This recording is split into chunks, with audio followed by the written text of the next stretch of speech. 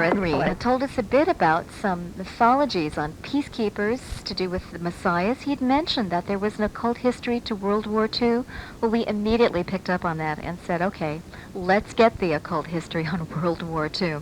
He says it has to do with Atlantis. He says that the World War II was really a war of cult mindsets, one against the other, occult mindsets, one against the other. And he says that when we study those beliefs, we will find that World War II connects us with the most ancient of human history and the most esoteric of concepts. It's hard to imagine that that's what it was all about, but he's going to present a very compelling case tonight. Again, make up your own mind about this. But he says that this is one of the reasons it's essential that we carry, and that we, study the occult history of World War II, and that many of the myths and the beliefs that were active then are reappearing today. Beliefs in extraterrestrial creators, we call them ancient astronauts, belief in ascension as a psychic development, an anticipation of a new millennium, a new world, belief in the expansion of human consciousness, UFOs, all of that very much in the forefront of society, not just New Age. It's been around for a long, long time. And we're going to get the story from William Henry. Hi, and thanks for joining us. Hi, Laura. How are you doing? Good. I want to mention also you're the author of Peacekeepers, and you've got a couple new books in the works, one of which is going to be on this occult history. And the best we can do now, if people want this forthcoming book, is to sign up on a mailing list. But tell us a bit about how this figures into all the other research that you've done and why you find this so compelling and must-know information. The way I came upon it, Laura Lee, I was researching my book, The Peacemaker and the Key of Life, in which I was tracking the accounts of the herald or forerunner of the Christ or Messiah, as this figure appeared in different cultures and civilizations. And in the course of that research, I was looking into the prophecies of Nostradamus. And while doing that, I learned that in 1934, Franklin Delano Roosevelt, then President of the United States, sent agents to Mongolia seeking the reincarnated Jesus. He believed, along with his Secretary of Agriculture named Henry A. Wallace, that Jesus was reincarnated and living in Central Asia.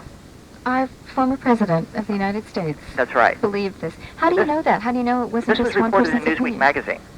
And it was widely known around Washington. In fact, Wallace was later discredited. He became FDR's third-term vice president, and he had considered running for president himself. And he was just lambasted by his opponents because he began writing many letters to a person named Nicholas Roerich, who was tied in with the whole stream of ancient mysteries, which we'll be able to talk about as the night progresses. And it appears that Wallace was a disciple of this Nicholas Roerich person. And in fact, it was because of Roerich's influence that FDR signed into the legislation the bill that put the one eye, or the eye above the pyramid, on the back of the $1 bill, which of course is an ancient Masonic mystery school symbol. Right. So the reason that was just absolutely mind-boggling information to me. But you know, it helps explain Reagan's talk of UFOs and Armageddon. Now suddenly it's put into There's a context. direct tie.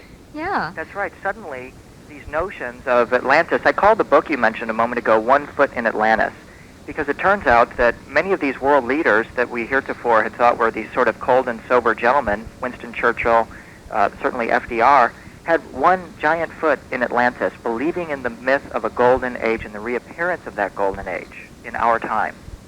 You know, it seemed that all ancient societies believed in a golden age. They wanted to remember that golden age and bring it back on Earth. So, you know, this is an idea and an effort that's been around for millennia. It's something that... It's hard to think that this is what's happening, though, in the 20th century with world leaders today. Well, you would think that that it's sort of a fairy tale-ish sort of thing to believe in. However, the documentation is there. You mentioned Ronald Reagan in that very famous speech that he gave more than once, the Reykjavik Summit at the UN, other places, saying, what if there was a threat from outer space and suddenly all of mankind on Earth had to unite to defend ourselves? Mm-hmm. And that's, of course, just one part of what all of these people believe. I mentioned the Freemasons. Of course, Reagan was an appointed 33rd degree Mason.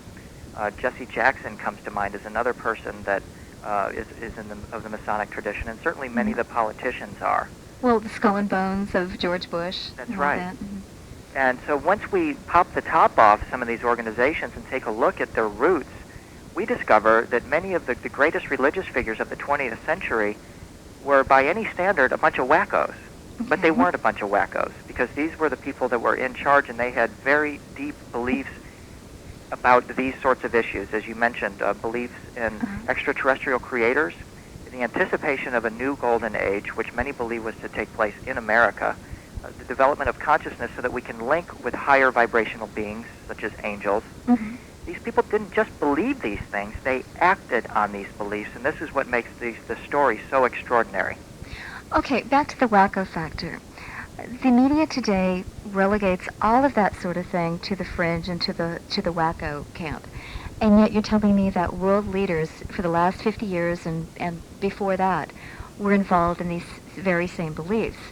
So either they were wacko, or those beliefs are more mainstream than we think, and they're just now surfacing in a big way in society today to claim their mainstream status.